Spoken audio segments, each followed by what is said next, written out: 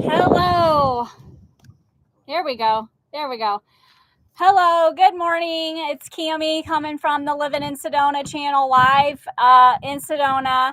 If you are in the chat, please let me know how the video is coming through. It's been a challenge trying to find a place with 5G. And so hoping that the video is better for you than the last week. I always like to tell you where I'm coming from. We're actually, if you can believe this, at Posse Grounds. So if you've watched that video before, we're actually in a pavilion that's behind the community pool. And so you might see some people coming up behind me because there's a trail here and a lot of people use it because it has beautiful views. It's been pretty windy today, so hopefully the microphone is picking me up pretty well, but it's gorgeous here. Look at this beautiful sky behind me. It's a beautiful September morning, and so always grateful for these beautiful days that we have here in Sedona, not only because it's beautiful, period, in Sedona, but we just have really beautiful weather, and it's just great to enjoy what God has given us in the way of creation. So today it's kind of an interesting timing of this live. We're going to be talking about discontentment today. And when I was thinking about what I was going to be talking about today, and I kind of try to plan that out ahead of so there's a schedule. And obviously, I noticed that it was September 11th that we would be going live. So, one, there's a lot of memories coming up today about September 11th and where you were when you were watching what unfolded on that fateful day. And also yesterday was also a heavy day for people with the shooting of Charlie Kirk. And I obviously personally didn't know him, but I did watch him on several occasions. And so with just that happening yesterday and then September 11th today, I don't know about you, but I'm already starting to feel a little heavy today, maybe feeling a little discontent. But I hope today that this topic helps you to pause and reflect on what I'm going to encourage you to do, because we just simply are not promised tomorrow. Heck, we're not even promised the rest of today. What is that? Practice fire alarm at the school. Oh, so if you don't know, the elementary school is actually near Posse Grounds. And so it looks like they're having a fire drill, of course, because we're live. And then you get to hear the sirens, and probably the fire trucks will be coming up, and then you get to listen to that as well. But that's what happens when you go live. And I didn't really even think about the school being right here and if that was going to be an issue. So I apologize for the alarms. All right. So discontentment. Oh, hi, Mom. I just saw her pop up. Mom's on. Discontentment. A lot of times when discontentment shows up, you try to ignore it. You actually sometimes are like, oh, you make an excuse that, I don't really know why I'm feeling this way. I don't really like that I'm feeling this way, but it's probably because I'm tired, or maybe I had a bad day, or, this is just how life is. We have discontentment and disappointment, a lot in our life. And not that that's necessarily true, but I think it's important when you are feeling discontent about something that it's a time to pause and to reflect and to ask yourself a few questions about why you have the discontentment. And discontentment actually should not be pushed aside, should not be ignored, because I believe it is a message to you, a light bulb moment that maybe you need to reevaluate and see if there is something that you need to do differently, change, maybe make a very huge, bold pivot in your life.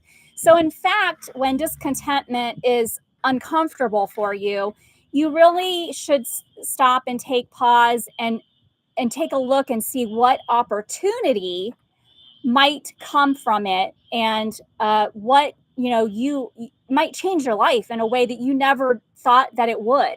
I actually had someone make a comment last night on one of my motivational Mondays, and if you don't know about motivational Monday, on Mondays I release just a short, literally I try to keep it under 45 seconds, uh, motivational quote just to encourage you for the week. And his comment was, I think the quote was about living bold, audacious dreams, but his quote was that I didn't even realize that I'm actually doing something that I didn't even think I'd ever be doing.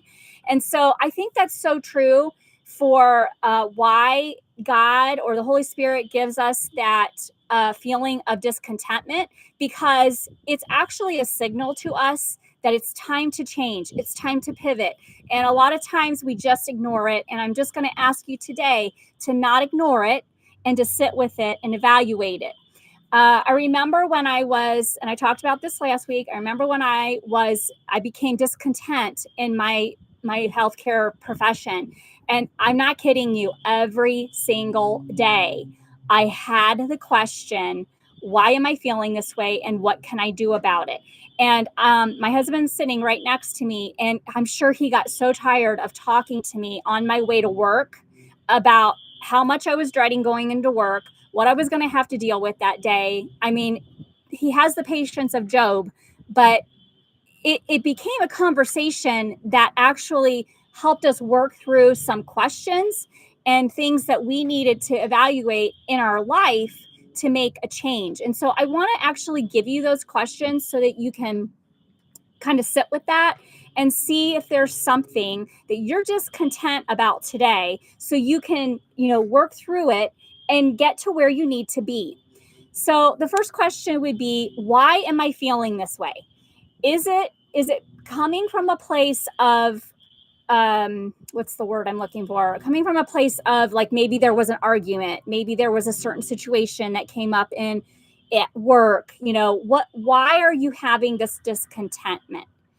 Is it a discontentment that seems to be consistent, meaning it doesn't matter what happens in your day or in your life, you still have this discontentment? Is it consistent? Are you recognizing it more frequently? Maybe it's not just around a certain circumstance. Maybe it's around something it just is there all the time. And if that's the case, I really, really want you to sit and evaluate, this process. The next question I would ask, that you would ask yourself, is, what part of my life is no longer feeling aligned with my purpose? For me, I always felt that being a nurse practitioner, I was really fulfilling that purpose of meeting someone's need. And whether it had been a physical need, whether it was an emotional need, a spiritual need, I just felt like I was in a place, or God had put me in a place or a profession that I was able to help people in whatever that need was for that particular moment. I started to realize that that wasn't it wasn't aligning with how I felt. Not that I don't want to help people, because I still help people. And in fact, I almost feel that I help people more as a real estate agent, because you're really like a transaction navigator. Like, you're not only managing like the sale of a property or the buying of a property, there's a lot of emotions that go into moving from one area to the next, what that looks like, how family feels, where you're going to work, how you're going to have a job. And so there's a lot of things that I feel that I'm able to help people in, that I didn't see that happening anymore in my healthcare profession. It just wasn't aligning with how I wanted to help people.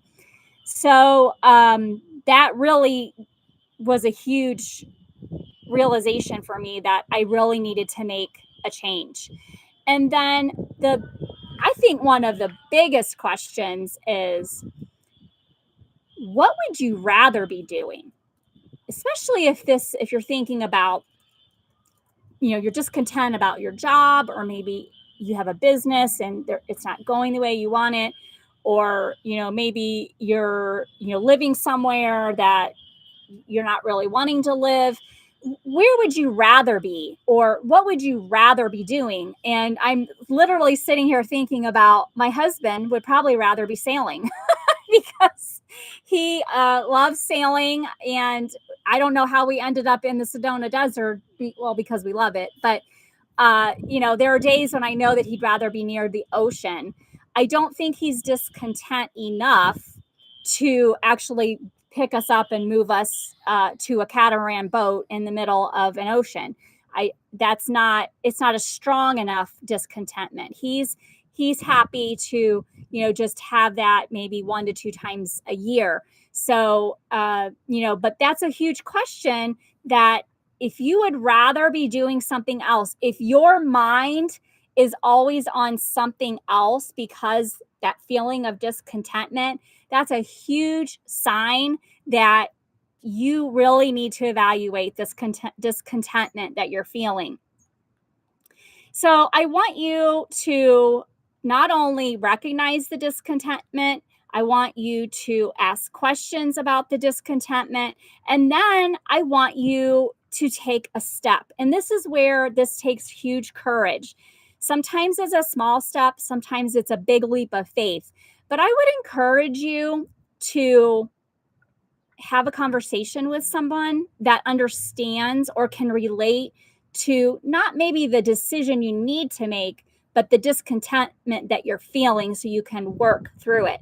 For me, it was talking with other people that had actually made a huge life decision to leave a profession that they'd spent the majority of their life in, and doing something entirely different.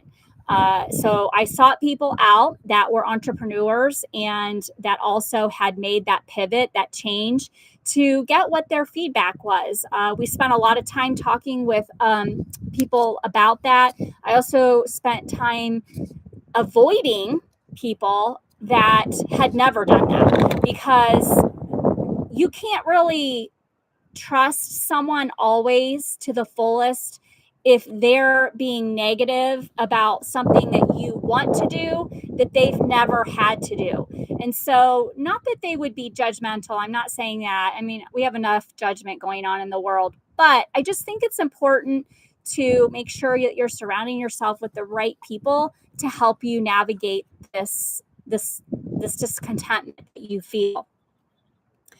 So, I don't want your discontentment to keep you stuck. I want it to be an encouragement to you. I want it to be a wake-up call to you. I want you to maybe look at it as an invitation to reimagine what your life could look like, could be, or what opportunity is actually waiting around the corner for you that you just didn't even realize.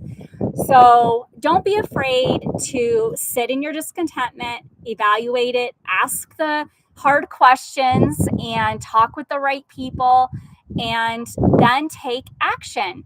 And again, that action doesn't have to be a huge step. It could be a small step. Sometimes we just, one step at a time, right?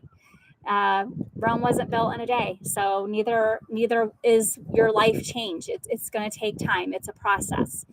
So let's see what else I have to say to you. I think that was about it. I'm just making sure I go over my notes.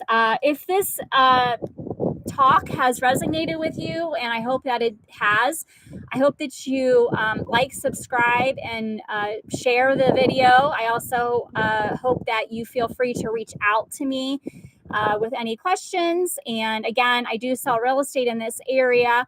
And if you're looking to visit Sedona, or just, purchase in Sedona, you can reach out to me with any questions about what it's like to live here. We enjoy living here. It's a beautiful place. And so I think that's it. No questions today? Okay. All right. Well, you guys make it a great day. And I'll make it a great day at Living in Sedona, and I will see you next week.